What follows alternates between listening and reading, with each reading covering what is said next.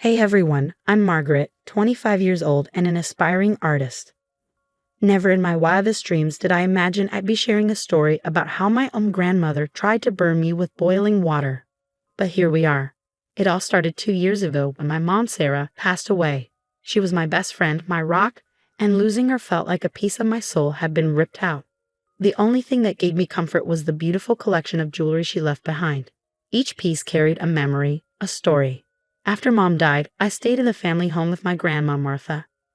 At first, it was comforting, like having a small part of Mom still with me. But things started to get strange when Frank entered the picture. "Margaret, dear, have you met Frank?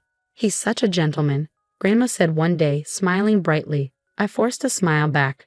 "Nice to meet you, Frank." Frank, a charming 60-year-old widower, started visiting more frequently. I wanted to be happy for Grandma, but something about him just didn't sit right with me. My best friend Zoe noticed too. One afternoon, over coffee, Zoe said, "Liv, don't you think it's time you got your own place? Your grandma's acting like a teenager with this Frank guy." I sighed. "I know, but I can't just leave her.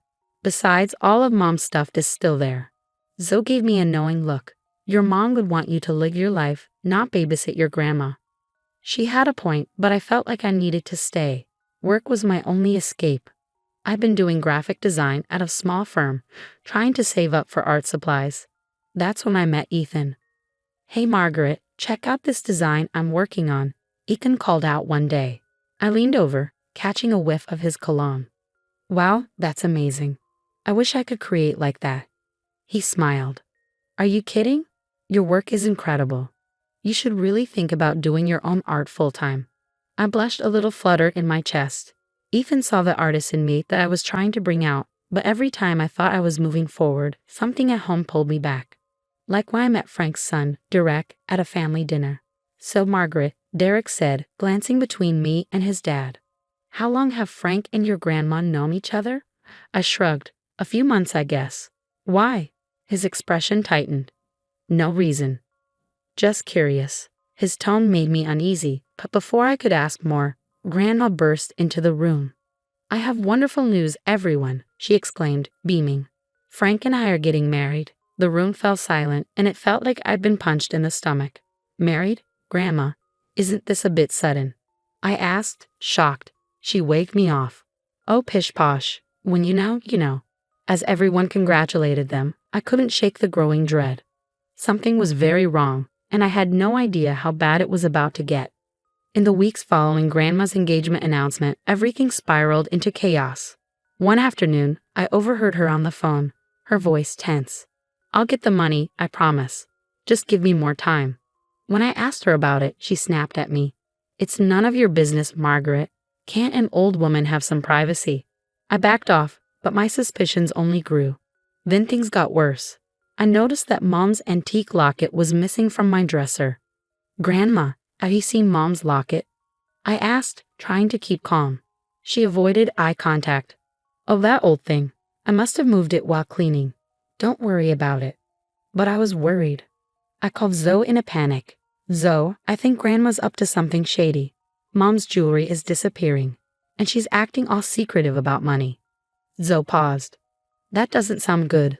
Liv, want me to dig around?" A few days later, Zoe called with some disturbing news. "Liv, you're not going to like this. Your grandma's drowning in debt. And that Frank guy? He's been known to cozy up to wealthy widows and disappear with their money." My stomach dropped. "Oh God, Zoe, what do I do?" She replied, "Keep your eyes open. We need solid proof." For the next week, I watched Grandma closely. The final straw came when I saw her sneaking out early one morning with Mom's jewelry box tucked under her arm. I followed her to a shady pawn shop, and there she was, selling off piece after piece of my mother's jewelry. I couldn't hold back any longer. "Grandma, what are you doing?" I shouted as I burst into the shop. She turned, guilt and anger flashing across her face. "Margaret, you followed me. How could you?" "That's Mom's jewelry. It's all I have left of her." I cried, my voice trembling with hurt and anger. Her eyes hardened. "You don't understand. Frank and I need the money for our new life together. Your mother would have wanted me to be happy." By selling her memories, by lying to me, I was shaking with disbelief and rage. "You ungrateful child," she spat. After everything I've done for you. She grabbed a kettle of boiling water from behind the counter. Before I could react, she hurled it at me. Searing pain exploded across my arm and shoulder, and I screamed, stumbling backward into a glass display case, the shattering glass mixing with my cries of agony. I looked up at Grandma's face. There was no concern, no regret, just cold, hard anger. As I crumpled to the floor, clutching my burned arm, one thought crystallized in my mind. The grandmother I had known and loved was gone. In her place stood a stranger, someone who had shattered the last shred of trust between us. The pawn shop owner rushed back in, yelling about calling an ambulance, but my focus was on Grandma Martha, gathering up the jewelry with trembling hands. In that moment, as the searing pain threatened to pull me under, I made a silent vow. This betrayal wouldn't break me. It would be the fuel I needed to reclaim my life and my mother's legacy, no matter the cost. The next few weeks were a blur of hospital visits, police reports, and tears. The burns on my arm and shoulder were healing, but the emotional scars, those ran deep. Zoe was my rock. You're staying with me, she insisted, helping me pack up my things from Grandma's house. No arguments. I didn't have the energy to fight her. As we loaded the last box into Zoe's car, Grandma Martha came out, her voice trembling. Margaret, please, can we talk? I couldn't even look at her. There's nothing to talk about. You made your choice. A few days later, I got a surprising call from Derek, Frank's son. Margaret, it's Derek. I heard what happened, and I'm so sorry. There's something you need to know about my dad. We met at a coffee shop, and Derek laid it all out. Frank had a history. Charming wealthy widows, draining their bank accounts and disappearing without a trace.